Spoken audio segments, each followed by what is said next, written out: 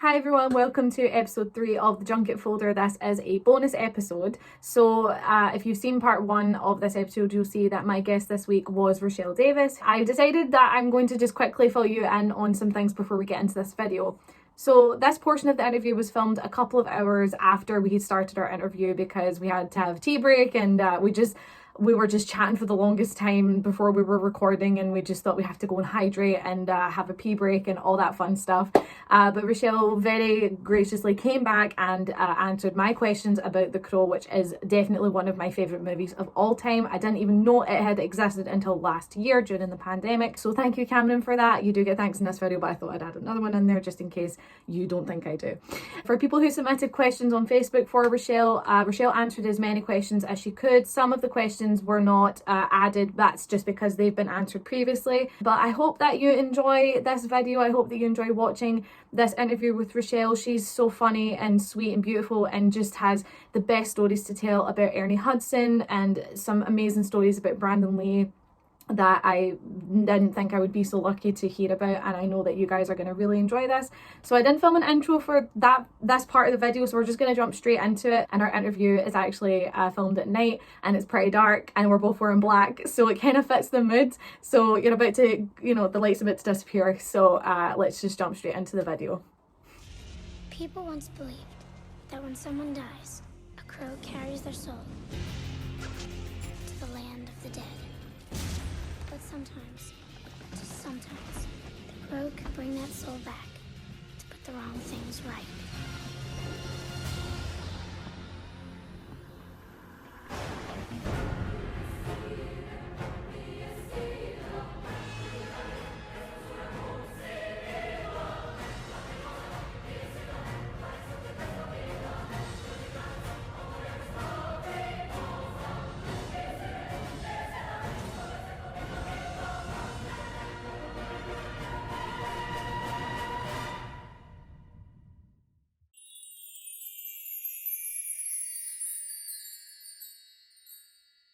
We're going to go on to the Crow section, and I'm part of a fan club on Facebook, and I actually let people know that I was going to be doing this interview just to ask them to send good vibes and good energy out and stuff like that. And I actually had a couple of people submit some questions that I haven't written down, and some people that wanted to say hi to you and stuff like that, so I've got that on the site. But what I thought we could do first, and this is something I just thought of like 20 minutes ago, there's a quiz on Google, and the quiz is which character from The Crow are you? And I thought that you could take the quiz. You want to take it? Yeah, then I'm not Sarah anymore. I took the quiz earlier when we were on our break, and I got Officer Albrecht, which I was so happy about because I love Ernie. I have a feeling I'm gonna get like Biling's character at this point. Like I'm gonna get, yeah. All right. Okay. I'm not gonna get one of the good guys. All right. So, question 1. It's so silly. So question 1 is, are you dead or alive? I'm alive. there's yes, no, or no preference. So I don't know. No preference. I would say no preference because I have died before. So who knows? Maybe I'm not anymore. Maybe I'm just here in a weird existence. Do you like the color black? Yes. Okay. Is violence a fun way to spend your time? No. I did not make this quiz, by the way, just in case anyone. She's asking some really stupid questions. No, I'm not a person. Do you attract the opposite sex easily? Yes. Cemeteries, fun places to be, yes or no? What was it? Cemeteries? Oh, yes. Fun place to be. Right, yeah, actually, I from them all, believe it or not. Shoot at them all too, photographs. So loud rock music is awesome, yes or no? The what kind of music? Loud rock music. Is it? Oh, yeah. All right. So curious to see who you're gonna get. Last question. Do you like birds? Do I like birds? Yeah. Yes. All right. Okay. Let's see your results. Who do you think you're gonna get? I have no idea, but I don't know. I just answered me, honest questions about me. I didn't think about the characters. I just honestly answered my answers. Okay, you got Eric Draven. No shit. Fucking A. Rock on. I'm gonna show just in case people think I'm lying. I'm really not. That's so funny. I actually thought I might get Sarah because I didn't say I was violent. So I was like, well, I won't get a bad guy. You're second. Oh my gosh. So I'm second. Okay. A $3 top dollar. That's so funny. Fun boy tinted. Wow, that's wild. Wow, I wouldn't have expected. I mean, I'm not completely surprised. I didn't think I was gonna get a bad guy because I thought, no, I'm not violent. Maybe I won't get a bad guy. Yeah. But then I thought, yeah, I don't know. You know, I thought maybe Shelly, because I'm like, I don't think I'll get Sarah at this point. I'm too different at this point. You know, Sarah didn't wear a lot of black and stuff. I answered I like black. I was like, but I didn't expect Eric. That's awesome. Yay. Hey Brandon, did I do you proud? That was fun. I'm glad I added that in because I had a lot of fun taking that quiz, and I thought I'm gonna ask Rochelle because she would think it's funny whoever she got. Yeah, and that's what I figured. I like surprises. Like I like to just answer me, and like get what I just always like to see what especially silly quizzes like that. It's like, what are you gonna tell me? And I figured I definitely wouldn't get Sarah because I'm me now, so I'm gonna answer differently even than a child me then, and I'm not Sarah even in general. But I kind of thought maybe I'd get Shelly just because of the non-violent but liking rock music, when I thought about it at the end. But then Eric, cool. That's what you kind of want. That's what I wanted, but I got Officer Albrecht, so I got the good guy, like the the one that's your best pal that's gonna look out for you and stuff. I thought that's me. That's so me. Yeah. See, the only reason I think I thought I would get Shelly is I said I wasn't violent. I love rock, all that kind of stuff, but I wasn't sure that I was at that factored in. I was like, well, maybe I'll get Shelly then. But then that's wild. That's wild. It's fun. This entire portion of the interview is just going to be about The Crow because I know a lot of people are going to be watching this because they recognize Rochelle from the movie. And I will tell you right now, please don't ever judge a book by its cover. I know that the front cover for the film is quite scary looking because I thought, oh, this is going to be like a Van Helsing type thing. Please set aside your judgments and go and watch this movie. It's just so much fun, and Cameron describes it in the best way possible. It is a film about bloodthirsty revenge, but at the heart of it, it is the best love story of all time, and it's so true. So yeah, even my grandmother, I mean, she's in her 80s now. She watched it when it came out hesitantly. She knew it was pretty violent. She knew it wasn't scary, but she knew it was violent. And even she said when it was over, she goes, honey, I don't like violent movies, but that was a really great film. Like, I really enjoyed it. And I thought, oh my goodness. I thought she would say, just as far as a film structurally, because she knew a lot about that, it was well done, but she wouldn't say she actually enjoyed watching it. But she did really like the storyline. And I think that's why, because it does ultimately have that softness of romance and love.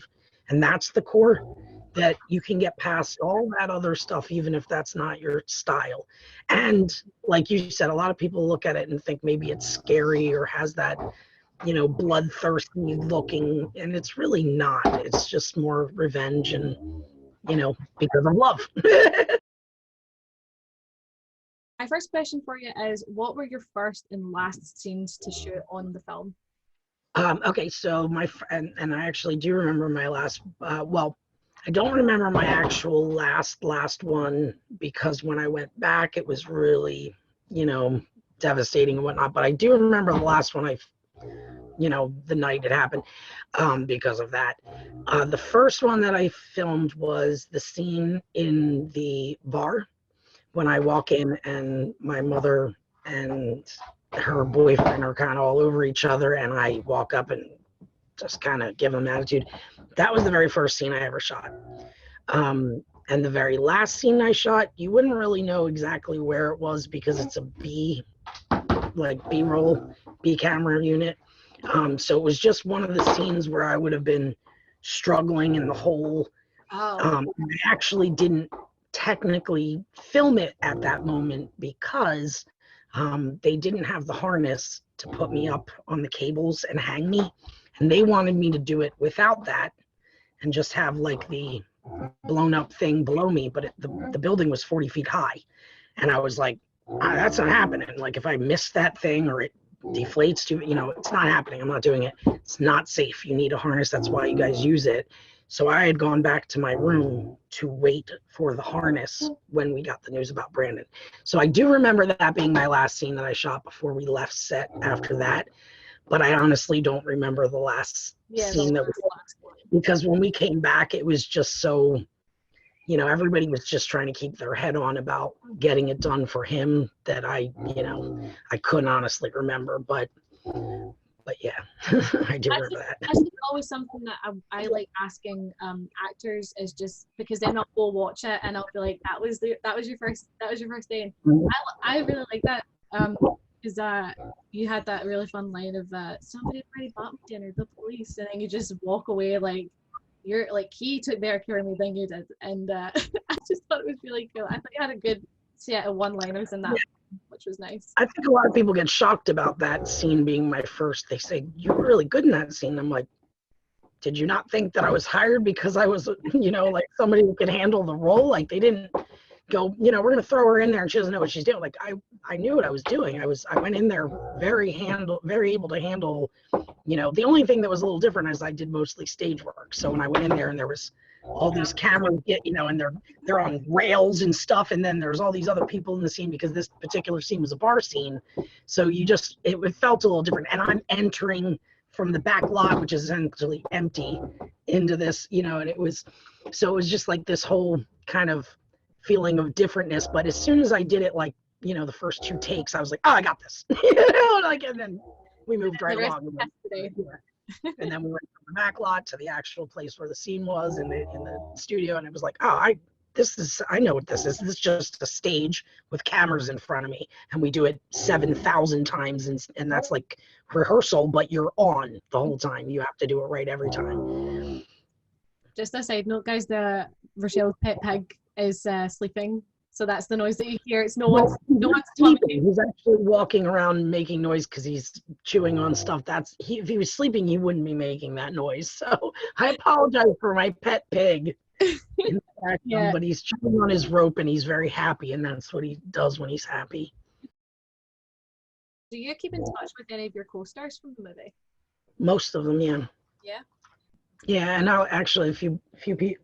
Hey, now he's just trying to get attention. He's pulling stuff off my table. Yeah, and actually a few people that are that were crew members as well. Like for, Robert Zuckerman was the still photographer on The Crow.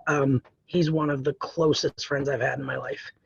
We were extremely close during The Crow, and even though we don't talk like constantly, he's one of those people that if I was crying at 2:00 in the morning and I knew he was around, I would, even if I didn't know for sure, I would try to call him because he's always been there for me. He's been a very kind, wonderful soul, and I've always been very close to him. So, and there's other people that I've kept in contact from the crew as well that just, we were like a big family. So even if we don't stay in touch consistently and every day, I may talk to him once a year or every few months. Like it feels like every day.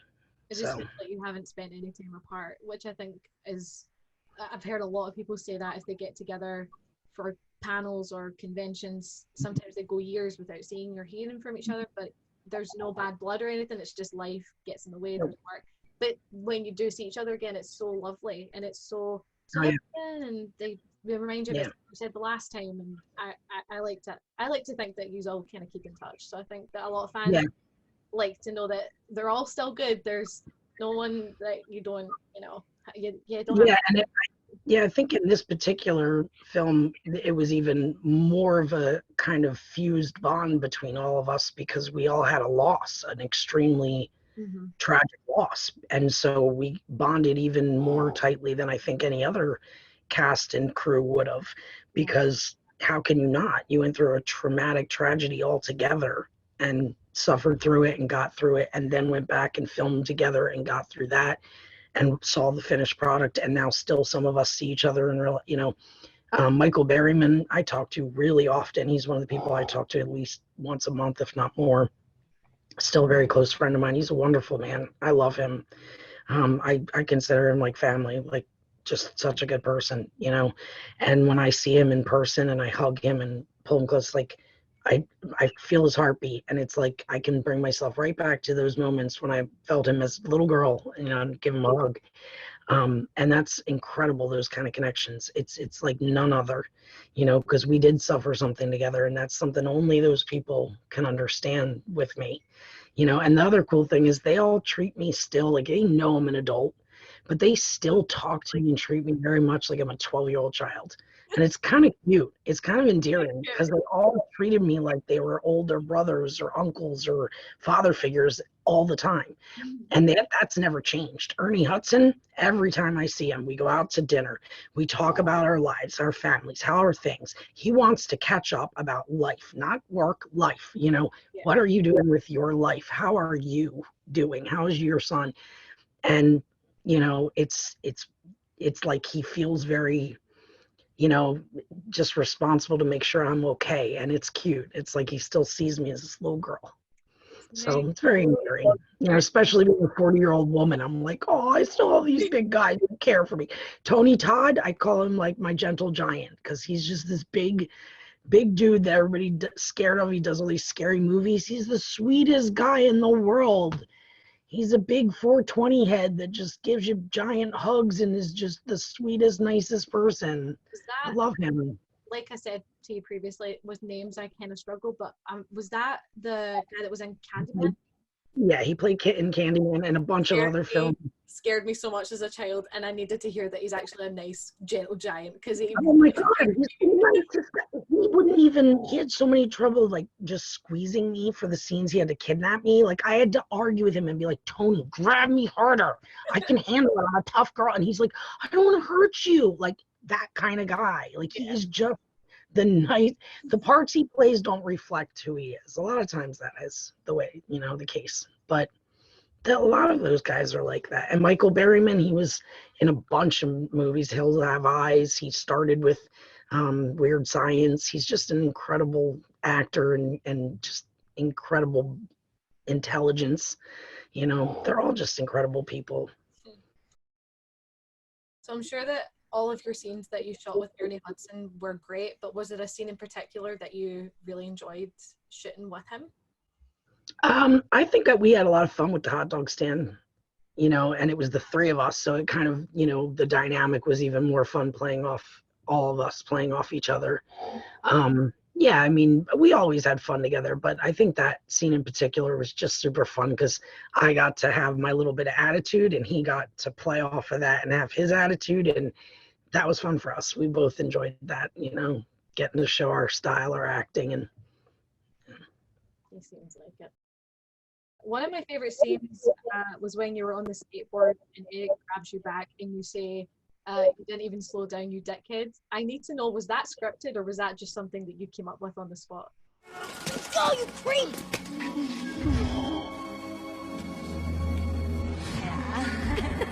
You didn't slow down, dickhead! He couldn't have stopped. Give him a butt face. I could have made it. I'm really glad you asked that, actually. I had to change that because I believe it was that part of it, at least. It had to be because there was two parts in there. Because I said butt face. That part I couldn't get them to change, but I believe the first part of it was a different word because we argued about it. And I remember saying to them, like, kids don't talk like that. Kids don't talk like that. And it was some other, I can't remember what the word was or, you know, slang was that they wanted me to use. I don't know if it was originally written dickhead and then they wanted to change it because they thought that was too harsh. And I was like, no, I'm telling you, like, whatever it was that they wanted me to say in that moment was not dickhead. It was some cheesy thing. And I was basically refusing, which was not something I generally did, but I really wanted to put my foot down because I was like, look, you're not a 12-year-old girl. I am. And I'm telling you, I curse. And that is not something I would say. That's not a curse.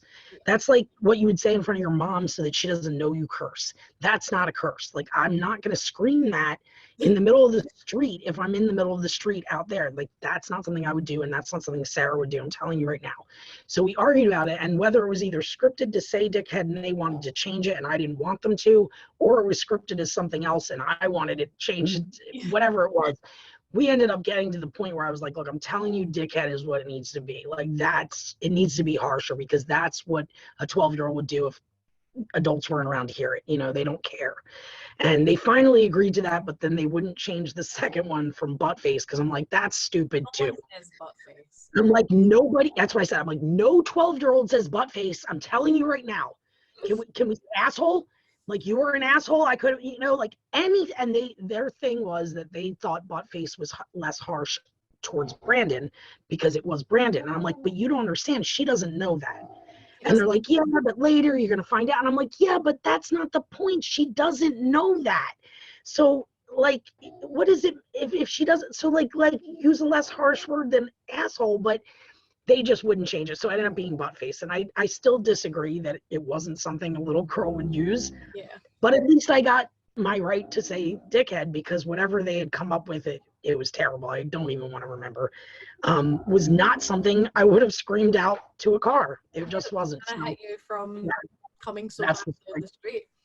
Yeah, so that was the story on that, and it worked. I mean, I was right. Dickhead was perfect. You didn't slow down, you dickhead. It's what any person would say, child or not. I mean, somebody almost hits you, you scream, dickhead or asshole or fuckface or something, but you don't say, I don't know, whatever they wanted me to say, buttface or, I don't know, stinky head, or I don't know what the hell they wanted me to say, but it was something way more low key. They're like, maybe they shouldn't have you curse. Are you kidding me? This is Sarah we're talking about.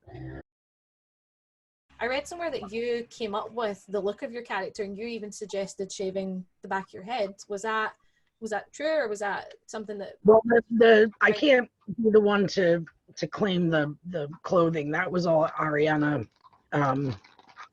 Phillips, who is an incredible designer. I think she's been on like Project One Way and stuff at this point. She's super famous now, but at the time she wasn't as famous, so I got to work with her.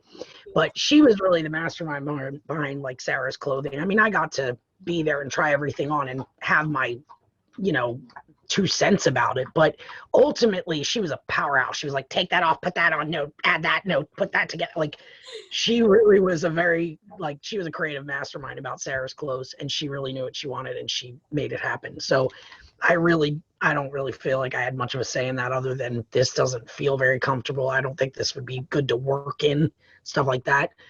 But as far as the hairstyle, you're definitely correct about that. When they were trying to decide on what they wanted with my hair, they had spoke about some sort of like skater look, like maybe shaving something. And I had my ulterior motives. My hair had been short at one point. I had cut it and shaved it up the back. And when I had moved in with my father after that, he had scolded me and told me I looked like a lesbian, but used a more harsh word for it. And I thought that was really horrible. I thought, first of all, you don't gauge somebody by their haircut on that. And second of all, I am bisexual, so what's the problem? But anyway, I just thought, what's the deal? Well, he made me grow it back in. He made me grow it all back in, wouldn't let me shave it, all that kind of stuff. So when I went to do, and I needed to anyway for auditions. Mm-hmm. So when I went to do The Crow, it had all grown in and it was decent. It was about this length, actually, maybe a little longer. And so they were brushing it and they're talking about maybe shaving it. And it was like a light bulb went off in my head. I thought, my dad can't stop me if I'm being paid to shave my head. So I said to them, yeah, you should save it. But I said, boy skaters, they cut their hair short and they shave it. I said, what if you keep mine long and like shave it all up the back? And then when you put it in a ponytail, you could even keep it in a ponytail. Like you would see all the shaved. I said, I've done that before where it was short and you could see the shaved underneath.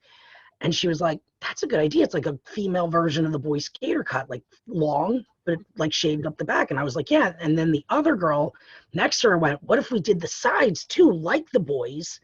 So it's really like the boy skater cut. And then we pull the hair back and you can really, really see the shaved part in any scene, even if you're not looking at the back. And I went, yeah, that's a great idea. And they were like, yeah, let's do that. So they got the approval, and then they decided on putting a little bead in my hair to make it a little more kind of funky and different. And that was that. And then when I got to call my dad, I was like, hey, Dad, guess what? They showed me. It's for the part, it's for the part. I can't, they're paying me. I have to do whatever they want with my hair. It's just like that. So That was my burning question, just because I thought for someone that's 12 to come up with that, I would never have been able to do that. And I just thought that's someone taking initiative who knows what the character should look like for this part. So yeah, were you a skateboarder before, or did you have to learn that for the film? They taught. I roller skated and rollerbladed, so I was very much into like that type of stuff. But I had never skateboarded, so they gave me some lessons, but they were on like the smoothest surfaces possible for like weeks before I went there, and then they threw me on set, which was, totally, pothole, rugged, Detroit looking streets, which, when you ride on it with a skateboard, it's like, and you're like, this is not at all what I.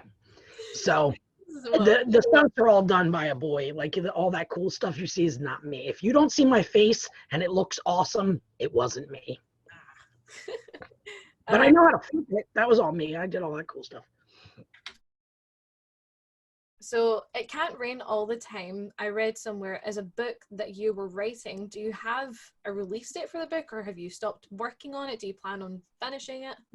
No, I actually had stopped working on it. I had a ghostwriter that was working on it with me. She kind of disappeared on the project. Like I heard something about like she needed to take a break because she had stuff going on in her life, and I was like, that's fine. But then she just really didn't give me any information after that, and I'm not gonna, pound somebody's door down to help me write a book that I really don't have to write. And ultimately, I kind of thought about it. It was like I didn't really want somebody else writing my book necessarily, but I'm also not exactly a writer like of books. I can write, but I'm more of a short script writer. I can write little pieces of things. I write poetry. I write short stories, things like that. And so I finally decided that I wanted to, instead of writing a book, I wanted to start doing stand-up to tell my story of my life. And that's going to be how I kind of tell my tales, because she even was having trouble putting like my stories into a format, because my life is very chaotic and has been very scattered and all over the place. So to put in a specific, order or context of a book, I think would be very difficult for me. I think it's just easier to remember things, write funny little stories and anecdotes about it for comedy and stand up. And I think that would be a really cool way to tell my story and be able to perform it in my voice, in my way, and not have somebody else doing it in their art form. So yeah, it's not going to be coming out. And I took down the site that I had for it as well, just so people would know it's not happening. Okay, cool. Because there have been a few people that were possibly waiting for a book, so I guess it's kind of nice now that they. Yeah, I was really expecting it and hoping, and I apologize to anybody that was looking for it as well, because that was not my intention to just have it be canceled. But unfortunately, because I wasn't the one writing it technically, I didn't have the option of it not being canceled when somebody dropped out on the project, while we were really working hard on it. She'd even traveled to meet me and interview me at times. But once all that work had gone down the drain and I was looking for another outlet for my own work, that's when the idea came that, I'm just going to tell my stories. People can come and see me and hear the stories for themselves, So I've got 2 left from me, and then we have the fan questions, because my phone keeps lighting up because people are just seeing the post. So they're coming from all over. So I can't wait to get to those. I read somewhere that you were going to buy Brandon a dog as a wedding gift. Was that something that you wanted to do? Joke. Well, that was a joke. Okay, so Brandon hated dogs. I was going to ask, because I've seen an interview where I was like having a Brandon afternoon where I just watched a lot of interviews that he'd done, and he was asked, do you like dogs? And he went, no, I hate dogs. I can't. Yeah. And to me, that was like, oh, you're perfect, but I love dogs, so I don't think we can work. Okay. So don't hate on them for it, because everybody thinks if you hate dogs that you're just like a bad person. Like, what person hates dogs? Like, dogs sense everything. So if you hate dogs, it's obviously because you're a bad person and you must be bad to dogs or something. Here's the thing. Brandon had bad experience with dogs. Right. Where like something happened to him when he was younger with a dog, and he was terrified about it. So he just had a real ultimate like internal fear of dogs. And to him, he, very young, at a young age, saw them as like very mean and like wolf-like creatures that could really physically hurt him and did. So he just instinctually could not like them because he had a very traumatic experience with one. And that's natural. Like anybody that had a traumatic experience with something in their life aren't going to like those. Like if people had terrible experience with spiders, they hate spiders. Snakes, it's snakes, you know. His was dogs. That's just what it was. You know, it's sad to say, but it's true. I don't think that he liked that he hated dogs. He just did. He couldn't make himself like something he didn't. The joke was that I knew he didn't like dogs, and I didn't give him any trouble for not liking dogs. I just was teasing him one day, and I made this joke to him. I said, "Hey, Brandon, you know, I'm going to get you for your wedding." And he said, "What?" And I said, "A dog." And he said, "Oh, good. I'll walk it." And I just cracked up, and he loved that I actually got the joke because, and the thing was, like, maybe a normal 12-year-old wouldn't know what a wok is, but we actually did a lot of stir fry in my house. I had multiple members of my family were actually Japanese because of my family marrying Japanese, you know, marrying into Japanese. So I knew very much about that culture, and I knew what a wok was. So when he said, "Oh, good, I'll walk it," I was like, I just started laughing. And he goes, "You got that?" And I said, "Yeah." And he goes, "Nice." So it was a great little joke between us because he knew I was teasing. I would never buy him a dog. I knew he didn't like them, but I had to just pick on him a little for that. Oh, that's so funny. We did a lot of that, though, picking on and practical jokes and stuff. That was our way of teasing each other and having fun. See, that was something else. I was like, oh, I saw he said he didn't like dogs, but yet she was gonna get him one for his wedding, and I love even more now that story. Yeah, no, it was totally a joke. Yeah, that was all the stuff. I would never have gotten that. Not at all. So, why should people watch this movie? What can people get from watching The Crow? So many years after. I mean, it came out. Was it 92? The film came out. Came out in 94. So yeah, it's a really old film, but honestly, everybody gets out something different, which is really interesting about this movie. So I wouldn't say I could tell you what you're going to get out of it, because over the 25 plus years that I've heard stories from fans, I don't think I've heard an identical story of somebody's experience of what they've gotten out of The Crow, which is, to me, just phenomenal. Like, I've had people cry in my arms and tell me that they wanted to commit suicide, and then that changed for them based on my character. I've had people tell me they wanted to become detectives and are going to detective school now, or going into the detective program in their area because of the character Officer Albrecht. You know, I mean, just the stories I've heard have been outrageous, and it touches everyone a little bit differently, sometimes a little the same, but always slightly differently for them. And that's what I think is so unique about the film, is it's got a little of everything. It's a little romance, a little action, a little comedy, you know, a little revenge, a little suspense. You know, it's got a little of all that stuff, and it kind of you can kind of relate to it in one way or another. If you're anybody, there's not anybody, I don't think, that can kind of somewhat relate to something about it. So I think in that way, you're going to take from it something different, and that's what's beautiful about it. Yeah, I mean, for me, the first thing I thought of was, first off, this is a masterpiece. Like, this film, I know paved the way for the way movies were done. Certainly, you know, in terms of like The Matrix, I think that took a lot of inspiration from some of the rooftop scenes, where Brandon was running, just the way that it was shot. So I love that. I think the soundtrack was awesome. I loved that it was like quite dark and quite punky. So that appealed to that audience who maybe hadn't had films that were made specifically to kind of suit them, cater them. But for me, I think it brought me closer to Cameron. Like, we'd been together 7 years by that point, and I just felt like that's brought us closer, and that's weird. Like, but it was because it's just something he's never even spoke to me about, and the whole time we've been together, it was never anything he mentioned. And I just remember hugging him a little tighter, like, oh, I feel like I really know you now, because you love this movie, and I can see why, and I can see why you had long hair in high school, and why you wore black clothes and long sleeve shirts, and he was just cosplaying as Brandon his whole life, basically. I didn't know. You're funny, and you didn't know that, and like that was kind of like the catalyst that got you to a vulnerable point together, and you saw it then, and it brought you closer. You found out more about him, closer to him, a more intimate side of him, and see, and that's the thing is like everybody has their own unique experience, their own unique story about it. And that's what I find just fascinating about the film. And I think it has a lot to do with Brandon and how much passion he put in. That energy, I think, stayed in the film, and people take that energy out of it when they see it, and it's so unique in that way.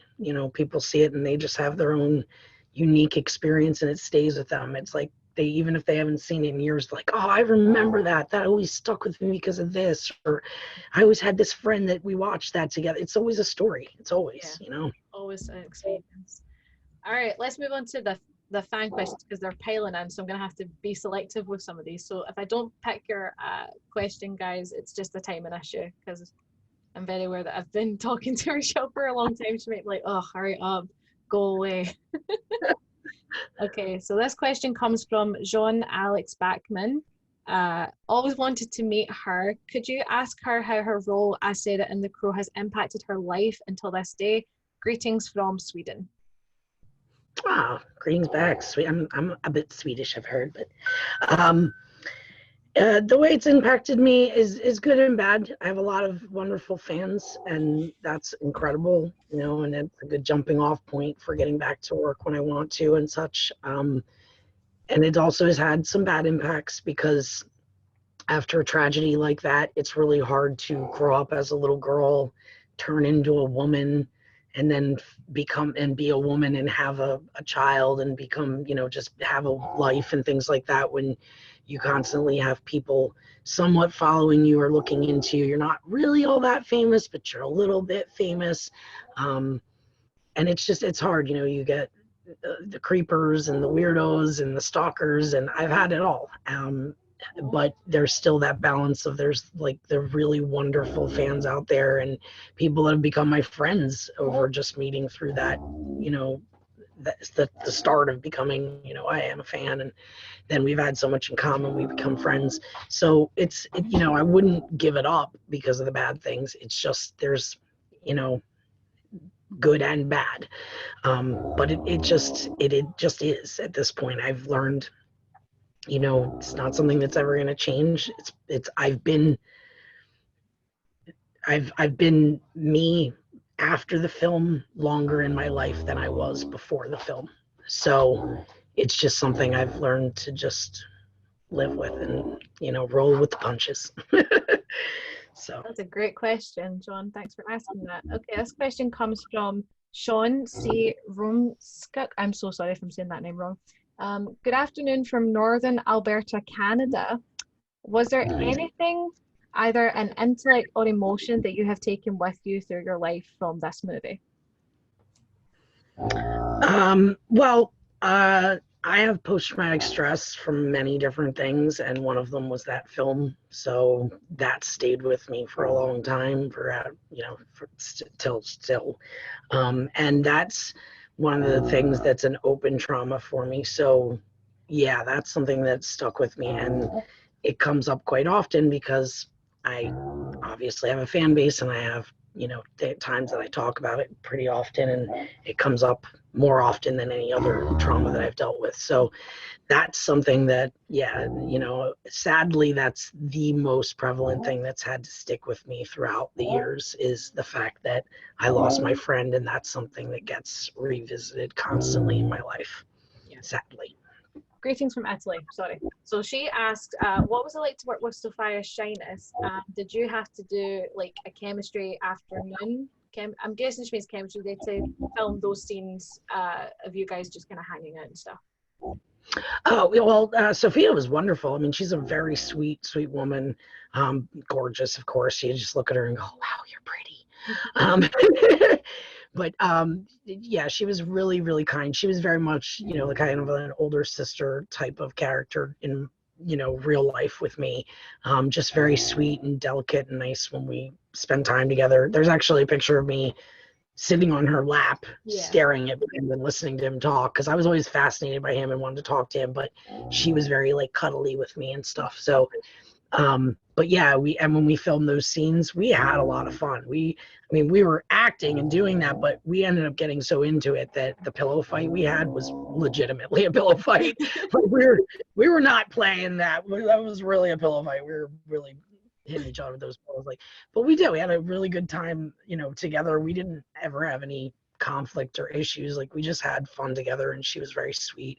I would tease her a lot because she had the collagen lips. So I'd go like that. I go, look, I look like you. I look like you. And she go, no, you have to, Oh, she's showing you how to do Oh. it. I go, okay.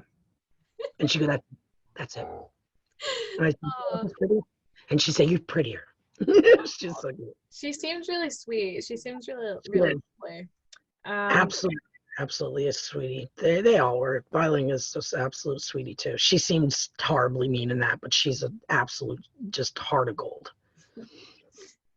This question comes from Pam Lynn from Southern BC, Canada.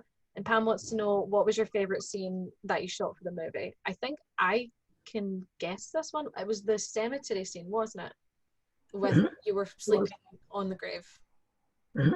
So. Yep. It was very, very closeness between me and Brandon in that scene. So yeah, it was definitely my favorite. There's I'll leave a link in the description for anyone that wants to see it, but there's actually an extended version of that scene. Oh, yeah, there's an extended version. It's only like an extra like 13-15 seconds. Yeah, I'll send you the link so you can see it yourself. There's quite a few. There's a couple of Skull Cowboy scenes that are on YouTube as well. I know I've seen those ones, but I didn't realize there was an extended version of ours. I guess I might have known about it, but just didn't know about it. Like I'd passed it and didn't see it or something before. Yeah. It's really sweet. I'm trying to think what's in that was different from like what made the final cut. I think it was. I'm gonna kick myself. I really can't remember, but I'll leave a link to anyone that wants to see it because it's really sweet. Okay, and the last question comes from Tom. He hasn't said where he's from, so hi Tom. Maybe he's from the future. Maybe he's from 50 years in the future. And his question is, do you think that Brandon is your guardian angel? I think I have quite a few. I don't consider them like guardian. I mean, guardian angel to me says there's like a heaven and a hell. I believe that your energies, go off and possibly even, manifest into other, bodies or whatever. But I also think it's possible that, that it's, we go into a dream state maybe, but I know that I've had very strong signals from people that are not here anymore. So that tells me there's some way that energy is still either around or at least able to communicate from wherever they are now, if it's in another living form or, afterlife, whatever.